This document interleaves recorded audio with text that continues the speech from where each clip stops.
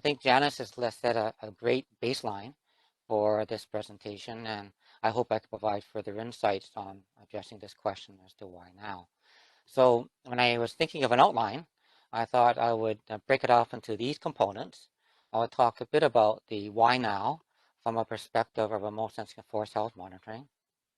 Talk about what are the symptoms of forest health damage, that frames what it is that we'd be looking for and expected to find on remote sensing data.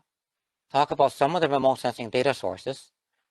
Try to parse off the multitude of approaches for remote sensing assessment analysis into two fundamental themes that we'll talk about. Provide some discussion points, and then with some summary remarks. Now, remote sensing has been the subject of application of forest pests for a considerable number of years for a variety of pests, notably in bark beetles and defoliators. And yet we've seen relatively little uptake from the operational side. And so we may ask for questions as to why that may be the case. And there's a multitude of reasons that perhaps we'll get into as we progress. But one of the fundamental questions we have is, has the data sources and methods of analysis changed sufficiently to merit forest application now? And if so, how? I'd like to build off on Janice's objectives and point, because her and I have had quite a few discussions along that way. And so when we come along with trying to incorporate remote sensing into a forest health application scenario, it's logically a two-way street. We need to learn from each other. There is just a huge array of data sources and methods that we can use to analyze a remote sensing image. Our challenge is to generate a set of products that can be conduced or interpreted as information of value to the forest health manager. And how do we get there? I would like to remind everyone that the purpose of this presentation is certainly not to try and answer all of your questions, but really to help provide a foundation for the other presentations that follow in the coming weeks. So as a first place to start at the subjects of forest health damage, it is necessary to have some knowledge of insect pest biology and their manifestation of damage, so we have some idea of the kinds of symptoms and the potential effects and spectral response patterns on imagery that are going to be asked to address and detect. We recognize that there's a very wide range of damage symptoms exhibited on the landscape, and Janice has done a really good job highlighting what some of those ranges of damage patterns are. But fundamentally, we have varying degrees of foliage loss, we have leaf color change, and we have partial and full tree mortality and combinations of the two. Fundamentally, we can perhaps categorize this myriad of damage into the type of damage, when it occurs, and how do we evaluate it. Now, I'll just provide a few slides to exhibit and provide a context for how we would approach looking at the problem to give us an idea of what kind of challenges we have. These are common defoliators, the top left being the aspen defoliation.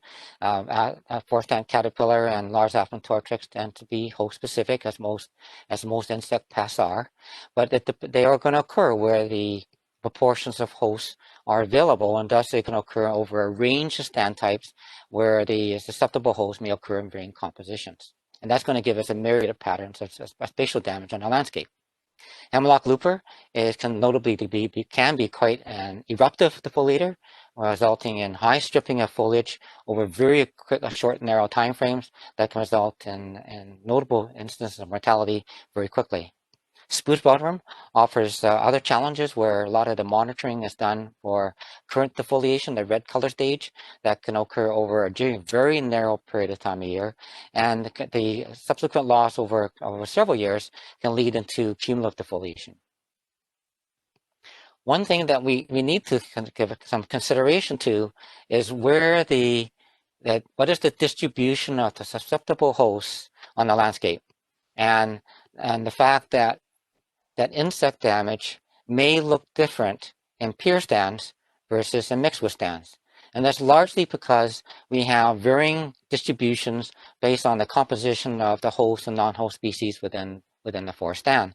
And that, from a remote sensing perspective, that results in a variety of pure and mixed pixel responses that can result in a tremendous spectral variability in the data set we're attempting to analyze. So the fundamental issue is that pixel spectral response change from insect pests, it becomes modulated by the degree or proportion of the host and non-host species and how they're distributed in the overstory canopy. Now, we recognize that the insect damage on the landscape is inherently a continuum. Aerial surveys and the classification systems implemented by the provinces attempt to take this continuum and parse them into relatively broad categories of light, moderate, and severe.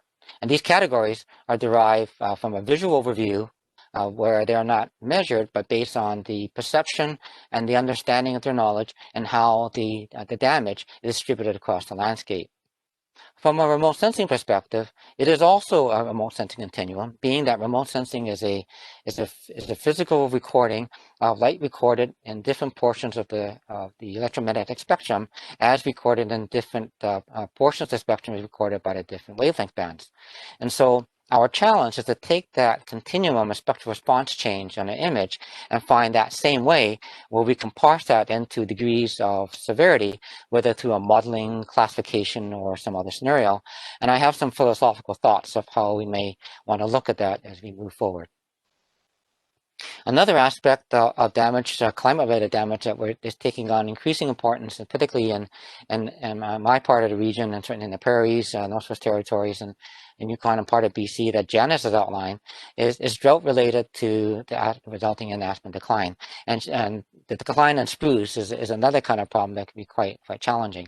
But certainly here, there's been a fair amount of work with the CIPHER project led by Ted Hogg and Mike McKillian, where we look at moisture stress from drought, resulting in degrees of damage that would generally result in mortality, and that can be quite broadly distributed over a landscape that's quite fragmented.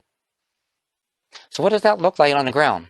Well, here's one example of a drought event that occurred in Potash in Saskatchewan, between Prince Albert and Saskatoon. And drought occurred in 2001, and from the ground observation in 2003, we can already see that there's a significant loss of visible foliage. And as drought effects continue, moisture effects continue, we start to see continuing breakage of damage to the stand from a progression of a branch and then tree breakage over time that can occur actually quite quickly. I was advised that mortality in these drought events occurred very quickly, in fact, as early as 2005. The 2008-12 scenes, it just happens to be the snapshots when they're taken, but you get an idea what's happening. From the ground, there's total loss of the overstory canopy. And from a remote sensing perspective, what we're seeing now is we generally see a loss of leaf area, a reduction in spectral response by the recorded imagery, and then an increase, largely because we now have open stand that results in response from understory vegetation. Now, if there is sufficient moisture in the stand, as you can see in the 2012 photo, you might find some aspen regeneration as a result of suckering from the residual overstory canopy. But if moisture is not sufficient, which I advise in many cases that's the case, the aspen regeneration does not survive. And therefore, there's a significant wholesale change in the previous composition of that stand, where our biophysical response is really going to be made up of a makeup of grass and shrubs in the understory layer. So if we want to look at remote sensing data and what kind of opportunities we may have for forest health, I parsed it into three broad categories. What are some of the remote sensors available? How do you access the data? And what are the fundamental approaches offered that could serve some potential for forest health monitoring? Well, there's a variety of sensors, and I thought I'd start off with the very high spatial resolution data sets. These are ones you have to task, you have to pay for, and likely would only implement in very high value areas, or areas you need very precise information, largely because the footprints are relatively small.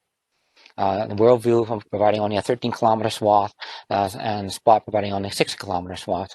So they're relatively small, but they have a value because they are fine spatial resolution that could complement what we see from other sensors. And I also wanted to make this slide because it gives me a pointer to another platform, an airborne platform for acquiring high spatial resolution data, and that's from drones or remotely piloted aircraft systems. And that would be the topic that will be presented by Dr. Guillermo Costella a few weeks from today. So I won't be pursuing that further, but that is a topic that will come, and he will provide much more information on that. What I do want to talk about more is the combination of sensors that have some potential for forest health monitoring and has been the platform of choice, certainly when I'm talking about the Landsat series. Our current version of the Landsat series of satellite is Landsat 8. It continues a more than 40-year legacy of Landsat data that's continued to improve over time with improvements to sensor technology. It has a similar spatial resolution, 30-meter pixel, as we've had for consistency with the previous Landsat series. It's the same swath size of 150-kilometer footprint, and it has a variety of spectral bands, notably with the addition of blue, and I didn't put in the thermal bands in here. But the spectral bands that we're most interested in are those that occur in the optical visible, near infrared, and shortwave infrared portions of the spectrum. Along the way, the European Space Agency has launched a Sentinel 2A and 2B series of the multispectral instrument that has high potential for complementarity with Landsat, and in fact, was partly designed as such. Some of the specifications are slightly different. The sensor spatial resolution is a little finer, at least for the optical and the infrared bands, being in 10 and 20 meters. It has a little wider swath of 290 kilometers and therefore a wider field of view. It had a series of red edge bands that the Landsat 8 does not have. But it offers opportunity of acquiring Landsat-like data with slightly different specifications. So a question could come, how can we possibly take advantage of the synergies from these sensors? And in fact, I should also point out that the Landsat legacy will continue with the proposed launch of Landsat 9 later on this year. This schematic shows and the sources on the bottom of the screen, shows the position placement of the spectral bands for the Landsat and Sentinel-2 sensors. You refine that many of the bands were placed in similar portions of the spectrum, but with slightly different bandwidths. And we'll come back to that. One of the biggest aspects of trying to look at these sensors is what do they provide as a potential for forest health if we consider them as a constellation of the two. Landsat 8 continues the revisit frequency as the previous sensors on a 16-day revisit. And some of the real challenges of what we had in a lot of earlier studies in remote sensing was just trying to acquire a cloud-free image at that very narrow time frame when the manifestation of damage for a particular pest is at its maximum, because that's the time we want to detect. And so could we help resolve that problem or address it by taking advantage of the other sensors that are up there? And that's exactly where we're going with the opportunity to incorporate Sentinel-2 and 2A and 2B data. Sentinel-2A and 2B are each individually operating on a 10-day revisit. Combined, they provide a 5-day revisit frequency to the same point on the Earth's surface. And combined with Landsat 8, we're now approaching a revisit frequency of about 3 days. And with the launch of Landsat 9, we're going to be able to achieve a revisit frequency closer to 2. So that opens the door of greater opportunity of acquiring an image that could be cloud-free, or certainly to acquire an image that could be used to form a composite for time-sensitive applications, such as in forest health. There are a number of sites we can acquire data. Globus and Earth Explorer are the predominant USGS sites. I won't be talking about them, but predominantly what we did before, if you wanted to download scene by scene of Landsat frames and even a Sentinel-2, that's because it's on an open data policy, we would go to Earth Explorer, for example, and we can download some of the images. I do want to highlight, though, a little bit about the harmonized Landsat Sentinel product, which is quite new, and the platform of Google Earth Engine, because I think that offers some insights of what's to come and the capability of what we already have today. Now, harmonized Landsat Sentinel was a NASA initiative to produce a virtual constellation of surface reflections data from the combination of the two sensors. Well, why would they want to do that? Well, we recognize that if we wanted to try and combine data with these two sensors, I highlighted in a previous slide that the specifications are not exactly the same. Pixel size is a little bit different. The field of view is a bit different. The swath size is not quite the same. The spectral bands are similar, but not exactly matched. And so if we were trying to use these sensors, data from these sensors in tandem, we would have a whole bunch of pre-processing work to do in order to get them onto a common platform that we can incorporate for analysis. And so the national initiative was created to look after that for us. And it's a tremendous advancement in that context. They have a vision of a number of products. They have the S10, which is considered to be a full resolution of the Sentinel product at a native resolution 10, 20, and 60 meters. Although I actually wasn't able to find that on the HLS website. And the predominant data sets they have created is the S30 from Sentinel, the multispectral instrument, all surface reflected, the nadir for bidirectional reflectance at 30 meters resolution. So they're tying Sentinel to the Landsat resolution. And then the L30, which is the Landsat data, also surface reflectance corrected, but matched to the tiling system using Sentinel. So a bit of a compromise on both ends. And this graphic here gives you an overview of the pre-processing outputs that's been undertaken to create the S30 and L30 product. And I should add that in the reference that I have in a previous paper, they've also talked about an M30 product that I wasn't yet able to see on the website, but that's intended to be an integrative, cloud-free, integrated product between Sentinel 2 and Landsat 8, all surface correct and tiled and ready to go for analysis. And so what I show on the lower right is just I downloaded the tiling grid system, which is the military grid reference system, a UTM light projection, overlay that on the Google Earth over a footprint of the oil sands to give an idea what that square footprint looks like. And there's a bit of overlap between tiles, but for sure not loss of data and from the nature of the projection. And that kind of overlap kind of varies with geographic latitude. Google Earth Engine, it's been around for about 10 years, but I think it's getting increasing traction. And certainly we've seen that from the papers and the data sets that are being provided and loaded on there. It is a way that we can find and select and collect our satellite data as the imagery as they're acquired, also made available on Google Earth Engine. It is conducive for assembling data sets for time series analysis. It's on the cloud, so it provides a platform in which you can assemble data sets of both imagery and a variety of other publicly available data sets, or even include some of your own that you wish to upload. It has the entire full Landsat archive, the full Sentinel data set, and MODIS and a variety of other imagery data sets. It works within a JavaScript and Python application programming interface, and it has numerous built-in scripts for analysis, so you could avoid the necessity of running your GIS or your image processing system, and then undertake various procedures for image selection, pre-processing, analysis, classification, and generation of products, all processed in the cloud. And that's the concept behind it. I would think that our user experience is still new on this, but there might be some hiccup if you run very, very large data sets. But certainly, as computational and storage power increases, this is the concept of where the Google Earth Engine is going, and I think that has a lot to offer to the Forest Health community within that context. This just gives you an encapsulation of what that interface looks like, with a lot of the built-in functions on the left-hand side that you build your programming scripts. The advantage of this is that you can easily share what's developed to your users without having the requirement to download and have storage and processing locally. Okay, so one of the big challenges I mentioned earlier is we still have, for a time-sensitive application like forest health monitoring, is acquisition of satellite data that's cloud-free. Just because we have a new sensor on Landsat 8 doesn't take that atmospheric condition away.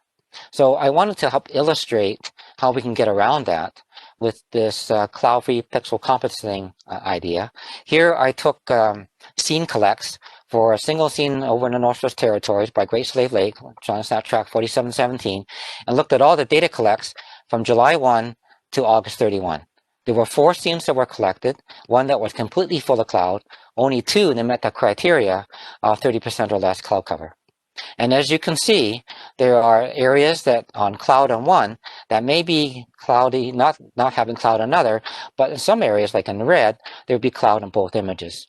So with the 3 images that were available, could we find a way of generating a growing season image that would be conducive for analysis that would resolve the problem of clouds? And that's the idea behind pixel compositing, where we identify and isolate pixels with cloud and replace that with pixels that are cloud-free from another date. This is an example of a composite generated from Google Earth Engine, or based on Landsat 8 data collect only. And you can see in the areas of white that there's a couple of patches of cloud still remain. Replicate that on Sentinel, you get pretty close with a 5-day repeat, but still there's some patches of residual cloud. But if we combine Landsat 8 and Sentinel-2, we find within the growing season, we have success in acquiring a cloud-free image. And this whole concept of finding, replacing cloud pixels with those that are cloud-free has been published. The concept and the foundation for it is available in a paper by Joanne White, Concept of Best Available Pixel, and it's been done some other authors as well. And we have this capability fully within the Google Earth Engine to do something similar for whatever size of spatial footprint you want. Here, we just happen to choose a footprint of a single Landsat image, but combine both Landsat 8 and Sentinel. Just a couple of images to highlight taking advantage of the 20-meter resolution on Sentinel-2, where we can see in this area of red, I hope my mouse shows up, where this is an area of a mountain pine beetle that's picked up on the visual image we can see. And similarly, for spruce budworm, as we can see in this area thrown up in here, and thanks for Jacob for his photo on this. And so even with 20-meter data, we can see visible patterns of damage on imagery. And so that's the potential for incorporating multi-date approaches for trying to capture these disturbances. Now that we have a means of resolving a long time problem of getting a cloud-free image at a time when observation is desired. Now, there's been a multitude of studies done and applied to insect damage, and I can't profess to easily synthesize and highlight all of the outcomes of studies in 1 or 2 slides, but I can try to provide some elements of what some of these things offer. One is that the first collection of group I like to kind of cover is that these are studies that have used single, bitemporal, or multitemporal data set with classification, modeling, and various change detection methods, and I should add manual interpretation methods to detect and map specific pests of interest. This is an approach that becomes quite suited when you're targeting a particular pest disturbance over particular areas of interest. There's been a wide range of methods reported, and they're available in the literature, as I list down below. And by the way, I have these various references I list below in several of the slides. After this presentation, I have them compiled on a Word file, and I'll add them or I'll pen them to the PowerPoint so that they're available for everyone. Now, the range of methods tend to be clustered by pest grouping, like bark beetles versus defoliators, but it's hard to find the 1 or 2 methods that you would recommend overall. And I think part of it because it comes back down to what is the form of information you're looking for that govern what approach would be best. One of the big opportunities or values of timing data collect in this way is that we allow ourselves the selection of timing when the timing of the manifestation of damage for specific pests are at its maximum. And so if you have a localized area, you're looking for an aspen defoliator, spruce budworm defoliator, or a particular area, and you look at pre and post acquired imagery for some sort of image processing or interpretation, that's a viable way to go. But one of the limitations of this is that if you are wanting to look at a very large scale, like full jurisdictional or wide or national scale, you've got to be able to assemble a large number of data sets on a consistent basis. And the way to address that, and especially if you have a wide range of disturbances in the landscape, is to incorporate the concept behind an annual time series. Taking advantage of the long range of data collect that Landsat and now Landsat 8 and Sentinel-2 provide, we have a way going forward to look at time series approach for application for natural disturbances. And so I kind of put this whole categorization into a category, a long time series change of characterization from cloud-free image composites, because if you take the data collects within a phenological window of a growing season, for example, and create a cloud-free image for that year, now you do the same thing for previous years, and you continue doing it going forward, what you create is a time series. And that time series then becomes conducive for being able to tracking trajectories of change that could be both stand replacing and non-stand replacing, to be able to capture disturbances of stand dynamics over the landscape. And you're going to be hearing a lot more about that approach and some of the successes and products they have from the presentation next week by Dr. Hermosilla. So he will be able to give you far more detail here. But I would like to highlight some of the pros or advantages of looking data from a time series perspective. For one, looking at an annual analysis of spectral trends is very conducive for parsing out different stand and non-stand replacing disturbances. And secondly, it provides perspective, a unique perspective, recognizing that many pest disturbances are cyclic. They occur, they start, they erupt, they run over a certain number of years, and then they may collapse, and then the stands will recover, and then they may occur sometime in the future. Using a long time series or a multiple number of years, there's the opportunity to track the onset of the disturbance cycle, monitor during the cycle itself, monitor during its collapse and its recovery dynamics, that provides a perspective not possible with bi- and multi-temporal change detection and aerial survey procedures around the way. So that's a unique way of time series offers that we can look at. And also is very conducive for something that's a very large scale application. So some of the data gaps that Janice has outlined, and particularly if we're looking at the managed and unmanaged forests, data gap resolution, jurisdiction-wide national scale application, this kind of approach has something to offer. And this has been the subject of quite a number of papers within the last 10 years. I cite a number of them below, and they'll be available in the reference list, and you'll hear more about it next week.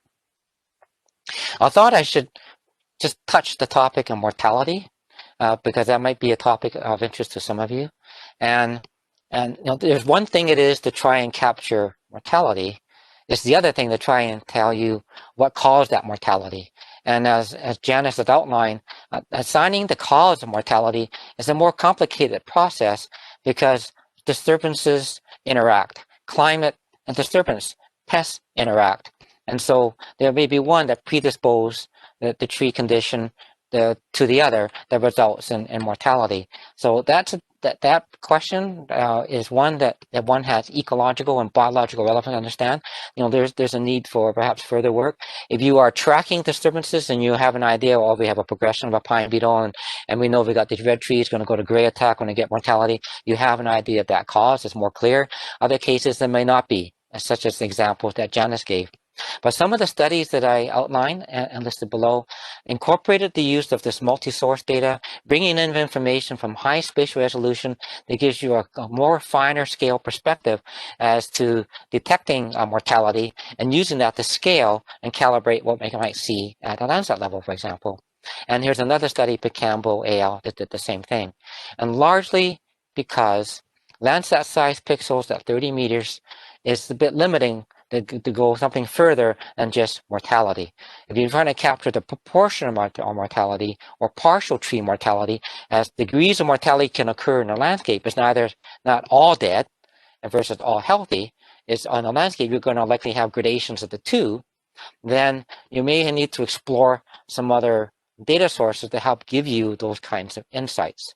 And thus, the theme of incorporating data from multi-sensors and knowledge of tree species distribution has been recommended as a helpful way towards trying to capture insights on the mortality question. Okay, let's get into some discussion points.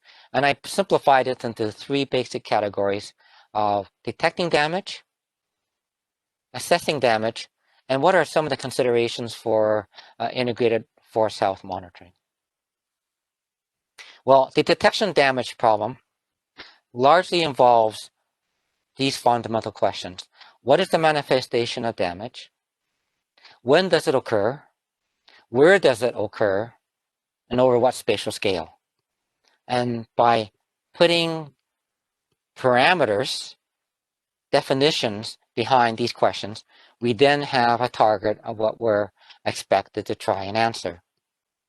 But further insights or improvements towards the pest detection problem can be obtained by considering these few elements. One is by using multi-source data to help define where you want to isolate the forest health monitoring assessment. We have a large landscape to try and monitor, and probably a large number of things is going on in that landscape. Our ability to capture change and the fine scale changes that some of Janice has outlined could be perhaps improved if we take out some of the big stuff that we know is going on, whether it be harvesting and fires and other areas that are not of non-interest or non-acceptable hosts, and isolate the areas where we won't really want to focus where change is. The other thing is and I've read a number of studies, and something we can make more use of, is that we could probably improve our ability to detect damage when we have an idea where the susceptible host stands are. Whether that can come from a prior outbreak species mapping, a use of a forest inventory map, a land cover map, these kind of data sources combined with aerial survey or remote sensing detection helps improve our ability of defining the location of the susceptible host at which we're going to be looking to detect damage. Now, what we read about from many of the remote sensing papers, and certainly what we understand from pest host biology, that the timing of remote sensing data collect is most critical to find when the severity of damage is most visually obvious. That's a common statement made in many of the papers. But operationally, I'd like to get a little bit philosophical, is how critical is that timing? When we look at aerial surveys, and Janice and I had a conversation, that although aerial surveys are trying to be timed when the damage agents you're looking for is optimal, operational conditions can get in the way that affect when you actually get up in the air. Timing of aircraft availability, timing of trying to get ahead of potential effects of forest fires and smoke, and the fact that there's a range of causal agents in the landscape, and you may want to lean it to the one that's most predominant that you really have to try and map, and therefore it may not necessarily be optimal for all pests, but you do the best you can. Well, we can actually think about that kind of scenario from a remote sensing context. It's a challenge to acquire a cloud-free image and produce an image composite at a particularly narrow period of time, like in spruce bloodworm, where the red color stage might only be visible for 2 or 3 weeks before rain and wind washes the needles away. However, if we can target our data collect, like such as done in some of the time series work that you'll be hearing about next week. For example, the midpoint of the growing season, you got it a timing when the phenology of vegetation is quite similar, especially with the arsenal of satellite data that's available to us today. And use that from year to year, so we know that we have a radiometrically consistent a set of data representing a stage when phenology is relatively similar, and time that to when we're looking at for some of the major insects. This spruce bloodworm, we can time for that. Aspen foliators, we could have time for that. But if you were doing something in mid-point and growing season, you would recognize that perhaps you would be more optimal for some and not for others. Is that approach okay?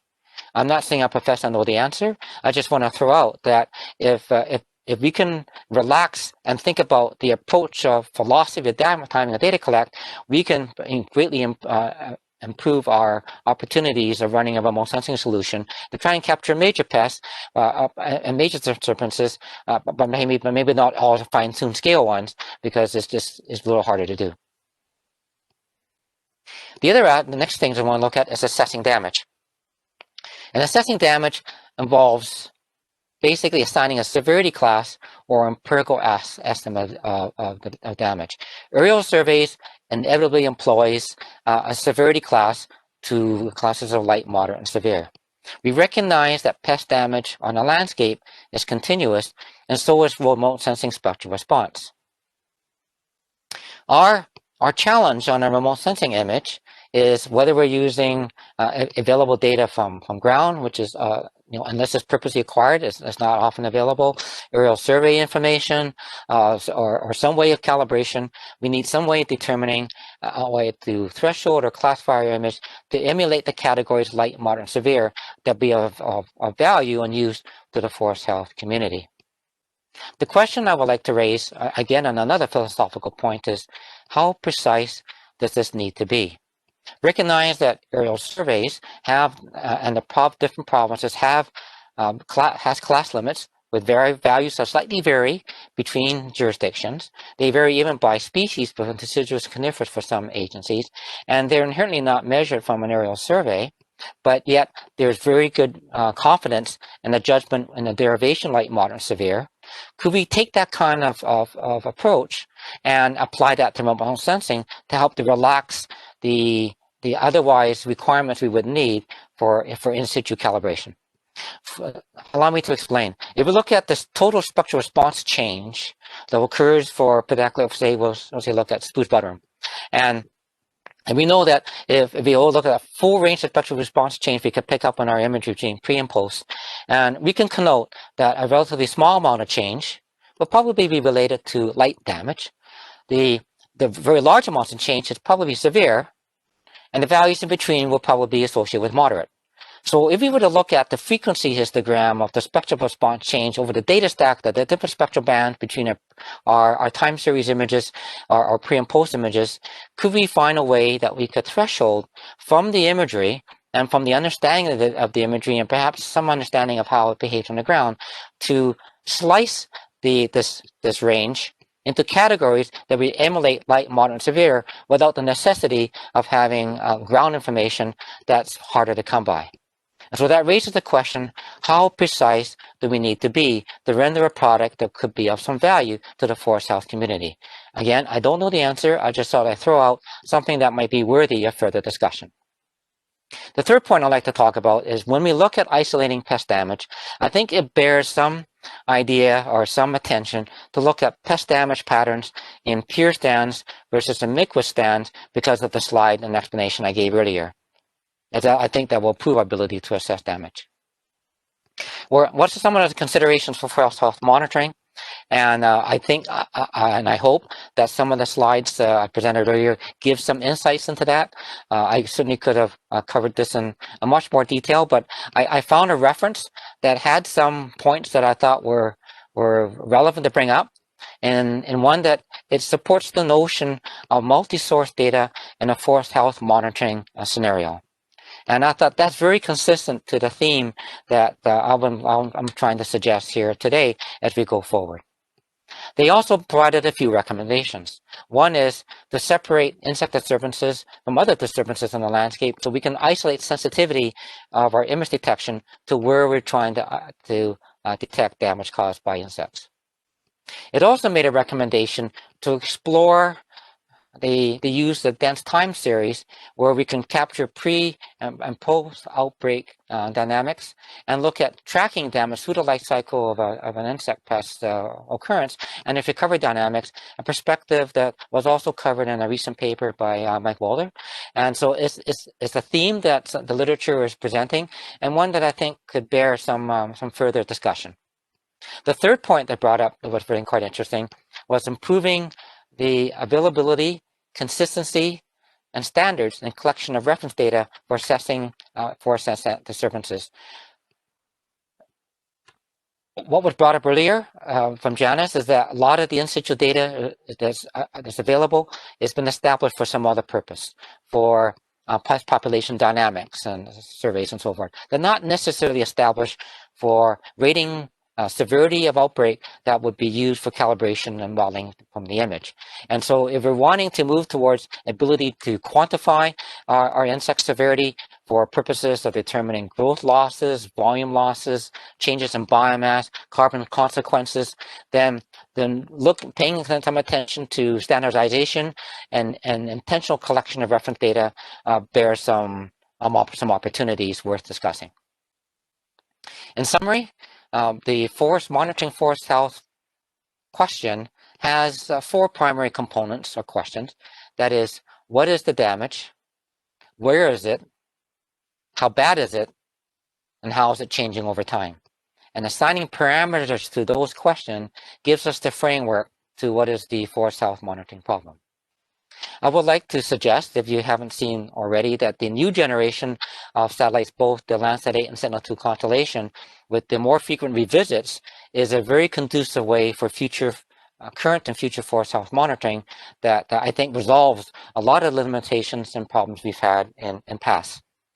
Third, that the way of creating cloud-free composites over a long-term time series is a mechanism by which we could start looking at some of the data gap issues to address the vulnerability questions that Janice has raised. Fourth, that remote sensing products notably detect change where change occurs. And thus the maps that are generated from remote sensing products tends to represent those that are representative of net areas of impact. Lastly, I'd like you to think multi-source and multi-scale for combining field, aerial survey, and remote sensing change overall as your approach for looking at developing future forest health monitoring system framework. Repeating what Janice has said, define your objectives, let's work together, and define how we could possibly derive the future picture of how forest health monitoring could be. I like to submit that remote sensing is as a tool to supplement, not replace forest area overview surveys and an overall forest health monitoring system. Some years ago when I presented that to the community, there was some question, has the technology gone to a place where we can place our aerial surveys?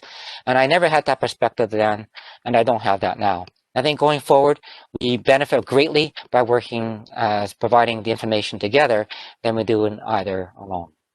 I hope that this presentation has given you some insights to why now from the remote sensing perspectives, and that your questions for this area will be pursued and answered from the presentations that follow. Thank you.